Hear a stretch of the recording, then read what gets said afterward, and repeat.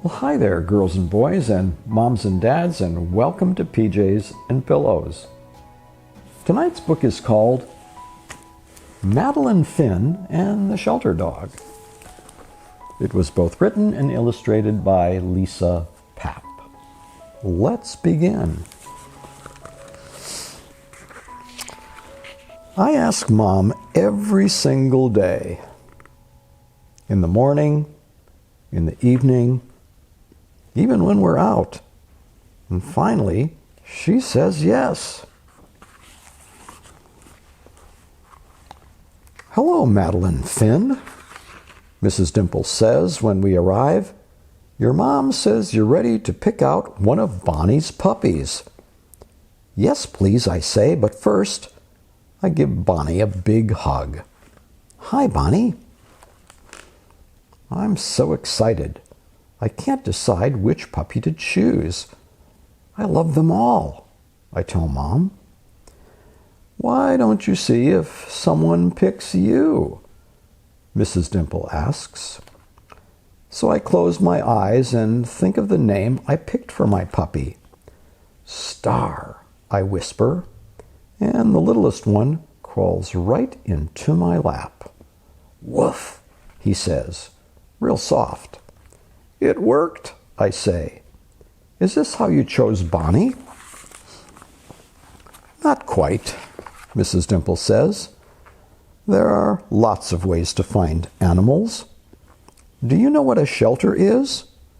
I look at Mom. "A shelter is a place where animals wait for a good home," she says. "Like a hotel?" I ask.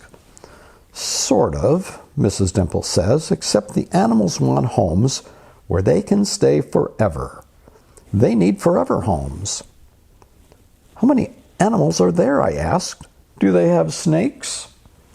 "It's not a zoo," Miss Dimple explains, "but there are lots of dogs and cats. I volunteer at the shelter, and Bonnie comes too. Why don't you join us sometime?" "Can we, Mom?" I ask. "We'd love to," Mom says. Before we go, Mrs. Dimple says, "Madeline Finn, you have a new job now with lots of responsibilities." Then she tells me everything I need to do, like walking Star and feeding him, and making sure he has a safe place to sleep.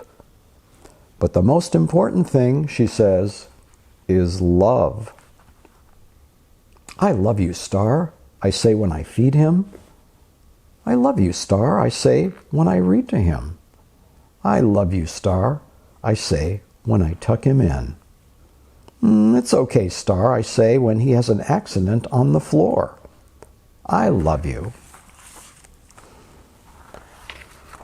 On Saturday, Mrs. Dimple invites us to the shelter. "Thank you for the donations," a lady tells Mrs. Dimple. Then she smiles at me. "My name is Ivy. Would you like to meet some of our animals?" "Yes, please," I say. This first dog is named Mr. Chips. In the next cage we have 3 cats, Kringle, Miss Elf, and Winter, and then 2 bunnies in the third cage, and their names are Thumper and Tickles. "Hi," I say to the first dog I see, but he doesn't even wag his tail. The sign on his cage says his name is Mr. Chips. We meet lots of dogs and cats, even some bunnies and birds. "They all need homes?" I ask. Miss Ivy nods. She seems a little sad. I think Mr. Chips is sad too. "Mom," I ask when we get home, "do sheltered dogs get to play outside?" "Probably not as much as Star," she says. "Do sheltered dogs get to sleep under blankets?" "I'm not sure, honey." Mrs. Dimple said love was most important, I say. "That's right, dear." "Mom, does anyone tell the shelter dogs they love them?" Mom is quiet. Then she gives me a big hug. Maybe you can show them. The next day I rummaged through our linen closet. The sign at the shelter said they need towels. I say, can we bring some? I bet they would like that, Mom says. Miss Ivy is happy to see us. Thank you, Madeline Finn, she said. These will make soft beds for the animals. But when we leave, I noticed there weren't enough towels for all the animals, and Mr. Chips still looks sad. Before bed, I practice reading to Star. Then I whisper in his ear, I love you, Star. Woof, he says in real soft. When Mom tucks us in, I say, Star loves when I read to him. He sure does, sweetie. Mom, yes, dear? Does anyone read to the shelter dogs? In the morning, we talk with Mrs. Dimple about my new idea. Then Star and I spend all week collecting towels and blankets from the neighbors. I make special signs and Mrs. Dimple helps me hang them in the library. Saturday, 10 a.m. Come read to the shelter animals. Bring a blanket and a book. On Friday night, I can barely sleep. I'm so excited. When Saturday comes, I'm ready. So is Star. But when we arrive, it's just us. Nobody else came, I tell Star. Woof, he says, real soft.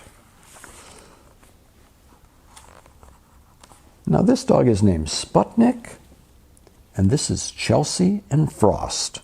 This is Boots, and this is Duke. I'm glad you're here, Miss Ivy says when I hand her the blankets and towels. Why don't you get started? I sit by the first dog. We're both a little nervous. But when I start reading, she wags her tail. The next dog perks up his ears when I read to him. Even the cats around the corner are listening.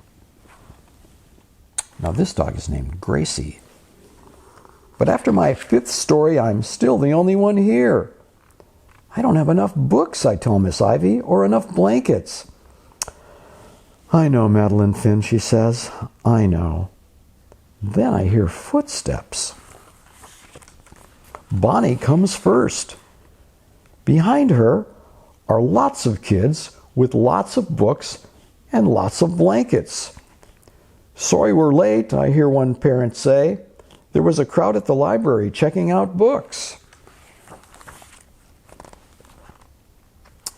This is Tofu, Roxy, and Rocky. This is Fiona and Matilda, Pup, Sweetie, and Murphy. Miss Ivy shows everyone how to sit with the dogs and read to them. Pretty soon the shelter looks like a library. Did everyone get a story, I ask Mom. I think so, sweetie. And a blanket? Almost, Mrs. Dimple says. Take a look. I peek around the corner. Mr. Chips didn't get a blanket. He was going home in one. Mr. Chips found a new family, Mrs. Dimple said. He's getting a real home, Mom says. A forever home, I say.